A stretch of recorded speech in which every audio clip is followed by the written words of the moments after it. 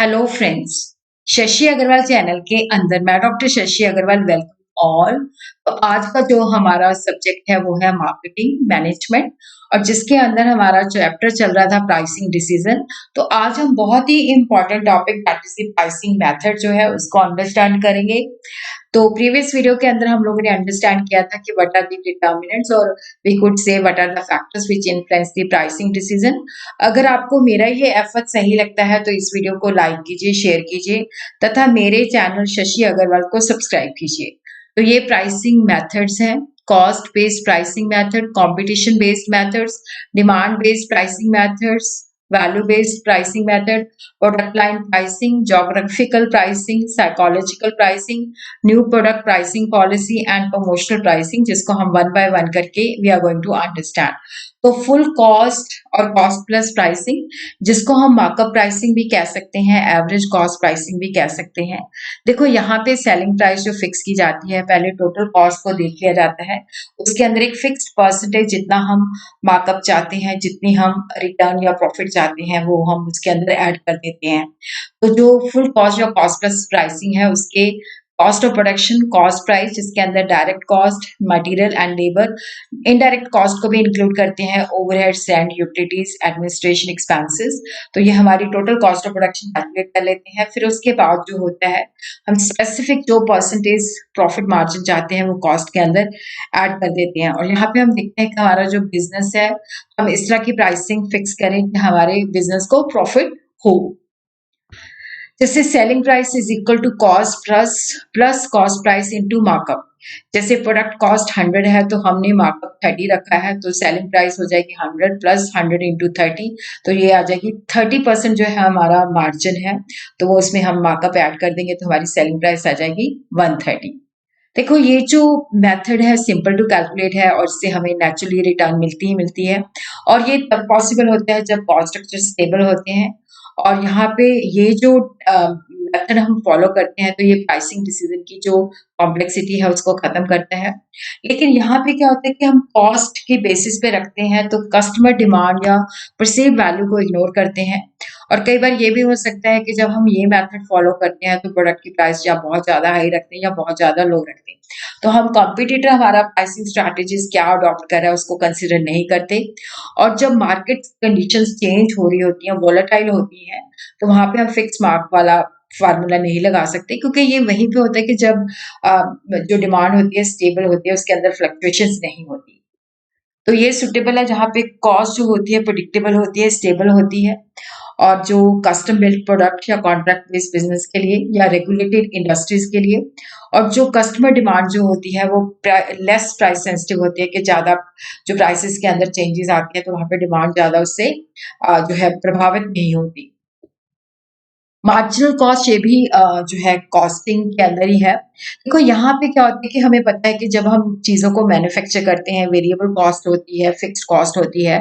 तो marginal cost pricing या variable cost pricing हम वहाँ पे अडॉप्ट करते हैं, जहाँ पे फिक्स्ड, मतलब यहाँ पे हम फिक्स्ड कॉस्ट को इग्नोर कर देते हैं। तो प्राइसेस जो है that is determine on the basis of variable cost, और we could say the marginal cost. Firm जो होती है वो ही कॉस्ट को इंक्लूड करती हैं जो प्रोडक्ट के साथ डायरेक्टली एसोसिएटेड होती है। तो लॉन्ग रन के अंदर तो सारी की सारी वेरिएबल कॉस्ट होती है। तो फर्म का जो ऑब्जेक्टिव होता है कि इसकी total contribution to fixed cost और प्रॉफिट के प्रति मैक्सिमाइज करना होता है। तो प्राइस जो होती है ये बेनिफिट होता है कि नेवर अनकॉम्पिटिटिव, क्योंकि हमने प्राइस जो है वेरिएबल कॉस्ट के ऊपर रखी होती है, तो यहाँ पे हम ज्यादा जो है एग्रेसिव पॉलिसी प्रमोट कर सकते हैं। ये होता है कि इसको पॉसिबल नहीं है, क्योंकि ये सिर्फ हमारी प्राइस जो होती है वेरिएबल कॉस्ट के बेसिस पे रखी जाती है, तो ये प्रैक्टिकली पॉसिबल नहीं होता। तो यहाँ पे जब कट थ्रोट कॉम्पिटिशन होता है तो यहाँ पे हम इस तरह की पॉलिसी नहीं अडॉप्ट कर सकते, और यहाँ पे हमारी जो कॉस्ट होती है वो हमें प्रॉफिट जनरेट नहीं करती प्राइसिंग, कि हम अपने ओवरहेड नहीं रिकवर कर पाते।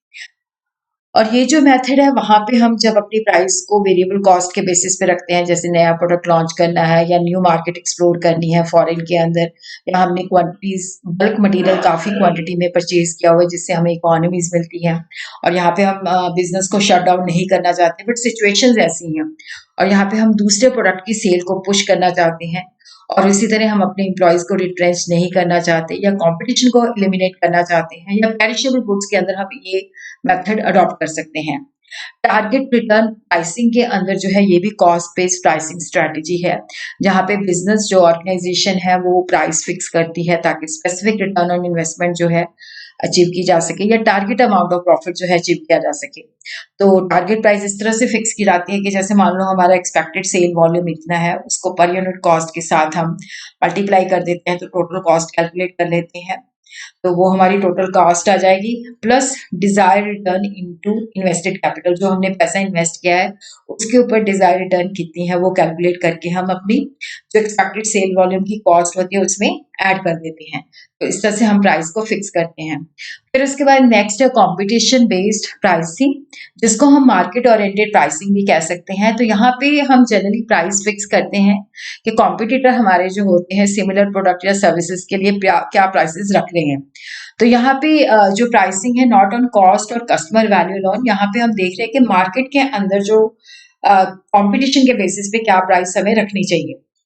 तो यहाँ पे 3 अल्टरनेटिव्स होते हैं। प्रीमियम प्राइसिंग रख सकते हैं कि अगर हमारा प्रोडक्ट जो है काफ़ी अच्छी क्वालिटी का है, मच बेटर देन दी कॉम्पिटिटर, और हम उस चीज़ को कैप्चर करना चाहते हैं, तो हम अपनी प्राइस जो कॉम्पिटिटर से अबव रख सकते हैं।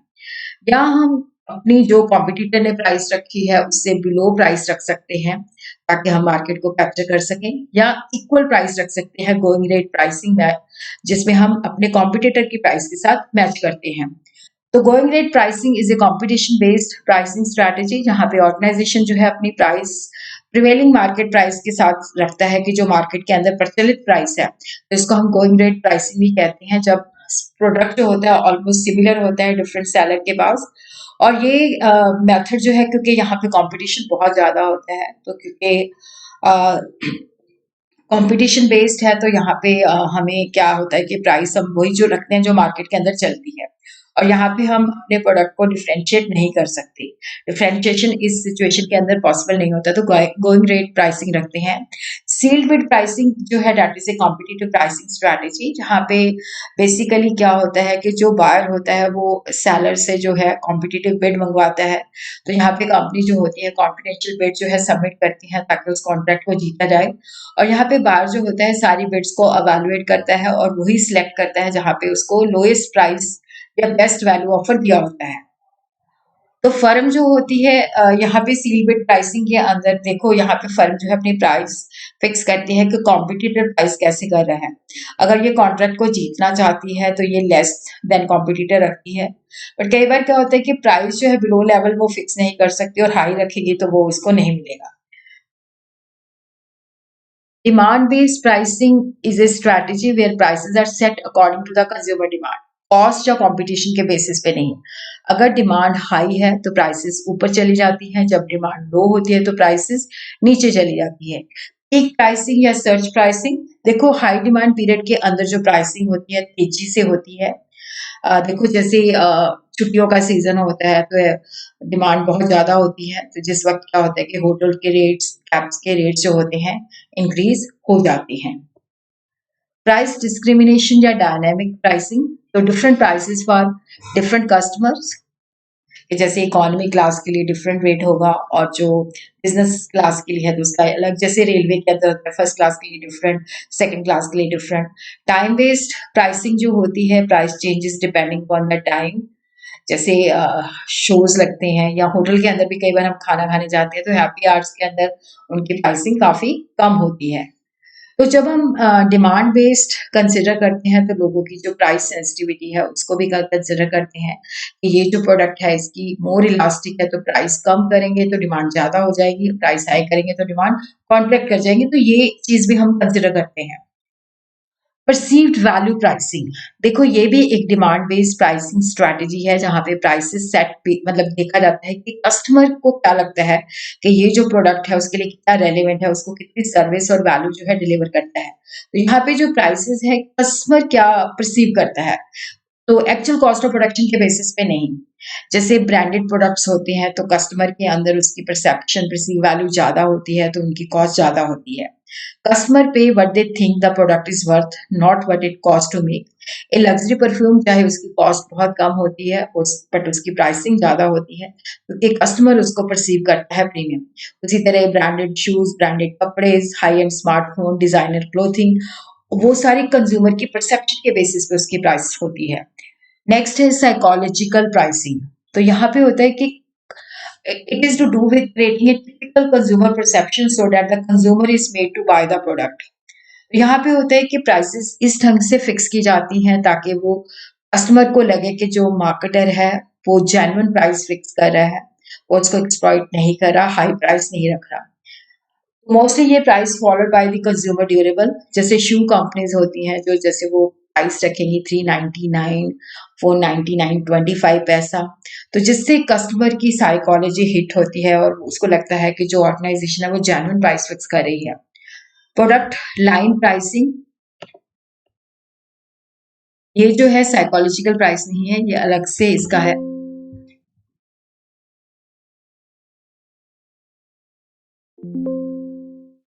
यहाँ पे ये प्रोडक्ट लाइन प्राइसिंग है।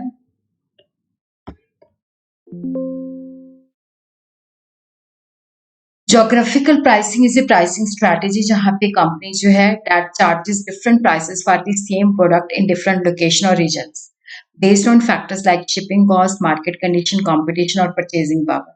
देखो यहाँ पे होता है कि जब जैसे डिफरेंट जोन्स होते हैं, तो यहाँ पे जैसे बठिंडा है, बॉम्बे है, दिल्ली है, तो यहाँ पे जोग्राफिकल प्राइसिंग स्ट्रैटेजी है जहाँ पे कंपनी जो होती है सेम प्रोडक्ट की डिफरेंट लोकेशन पे, डिफरेंट रीजन पे, जैसे बठिंडा में कोई प्राइस है, दुबई में मतलब सॉरी बॉम्बे में कुछ और प्राइस है। तो इसके अंदर जैसे टाइप्स है फ्री ऑन बोर्ड प्राइसिंग, यहाँ पे बायर जो है वो शिपिंग फ्रॉम दी सेलर्स की लोकेशन से पे करता है, तो यहाँ पे प्राइस बेस प्रोडक्ट प्राइस और शिपिंग कॉस्ट जो होती है उससे चार्ज की जाती है। उसी तरह जोन प्राइसिंग के अंदर जैसे कंट्री जो है that is divided into different zones, each zone has a fix price, 500 for zone A, 600 for zone B. Uniform delivered pricing जो है कि वो सारे कस्टमर्स के लिए सेम है। और फ्रेट अब्जॉर्प्शन प्राइसेस के अंदर क्या होता है कि जो सेलर है या तो वो सारी की सारी शिपिंग कॉस्ट खुद यूज करता है, मतलब अब्जॉर्ब करता है, या वो कुछ हिस्सा यूज करता है। तो इसमें होता है कि उसने कॉम्पिटिटिव रहने के लिए जो है इसको करता है। इंटरनेशनल प्राइसिंग, तो price vary country to country based on currency, tax demand and legal constraints. Pricing strategy for new products, तो new product means the introduction of entirely a new product, तो उसका कोई क्लोज सब्सिट्यूट नहीं है, कोई market information, demand, cost और consumer cost के बारे में अवेलेबल नहीं है।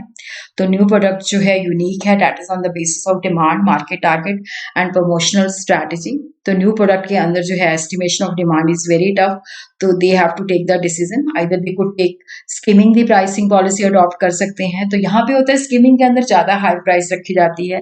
तो objective is skim the market and take the cream by pricing new product high and concentrating on market segment which are not price sensitive। तो यहाँ पे प्राइस को जनरली हाई रखा जाता है और मार्केट से क्रीम को जो है स्किम किया जाता है, ह्यूज प्रॉफिट क्योंकि ज्यादा हाई प्राइस पे रखा जाता है, बाद में उस प्राइस को रिड्यूस कर दिया जाता है जैसे जैसे सप्लायर एंटर करते जाते हैं। तो two ways of skimming, rapid skimming, rapid skimming जो है that is a pricing strategy जहाँ पे कंपनी एक न्यू प्रोडक्ट जो है एट ए हाई प्राइस रखती है और उसको सेम टाइम पे बहुत अच्छे तरीके से प्रमोट करती है ताकि ज्यादा से ज्यादा लोगों को सेल किया जा सके और मैक्सिमम प्रॉफिट कमाया जा सके। और मार्केट को अवेयर भी किया जाता है शॉर्टेस्ट पॉसिबल टाइम के अंदर। स्लो स्कीमिंग के अंदर प्राइसिंग स्ट्रेटेजी है जहाँ पे हाई प्राइस पे रखती है, बट प्रमोशन जो होती है लिमिटेड होती है या मिनिमम होती है।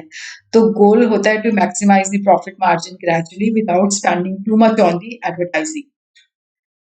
तो स्कीमिंग प्राइसिंग स्ट्रेटेजी हम उस सिचुएशन के अंदर अडॉप्ट कर सकते हैं जहाँ पे एक सफिशिएंटली लार्ज सेगमेंट डिमांड जो है रिलेटिवली इनइलास्टिक है, जहाँ पे जो डिमांड है वो इनइलास्टिक है, मतलब भी लोग खरीदेंगे, और हाई प्राइस जो है वो कोई कंपटीशन अट्रैक्ट करने वाली नहीं है, और प्रोडक्ट जो है अगर खरीदा जाएगा तो कस्टमर का स्टेटस बढ़ाएगा और ये हाई टेक्नोलॉजी प्रोडक्ट है।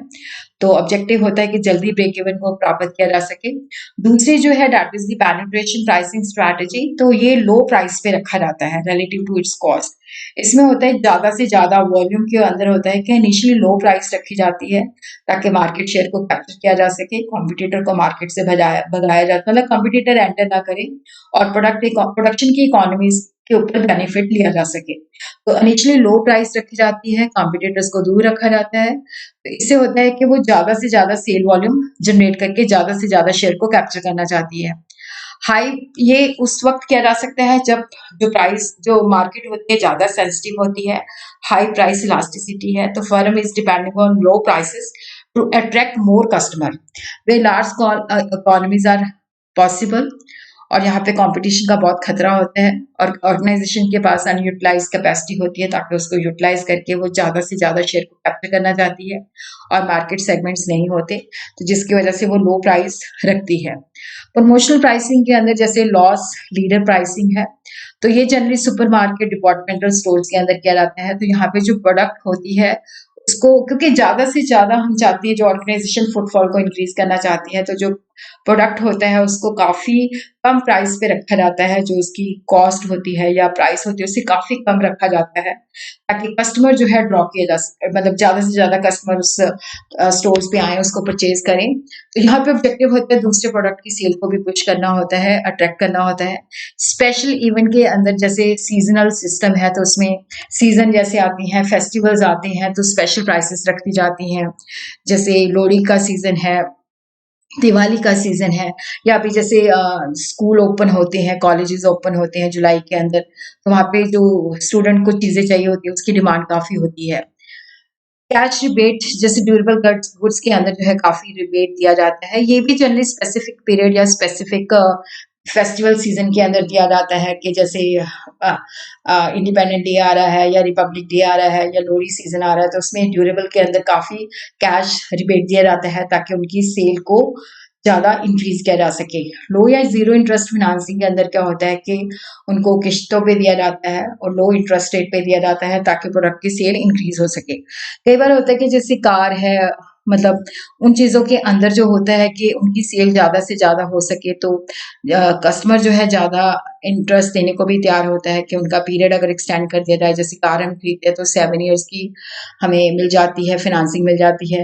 वारंटी और सर्विस कॉन्ट्रैक्ट के अंदर कंपनी जो होती है वो वारंटी पीरियड जैसे एलजी है तो वो 7 साल मतलब 7 ईयर कर देती है या 5 ईयर कर देती है ताकि ज़्यादा से ज़्यादा जो है सेल इंक्रीज की जा सके।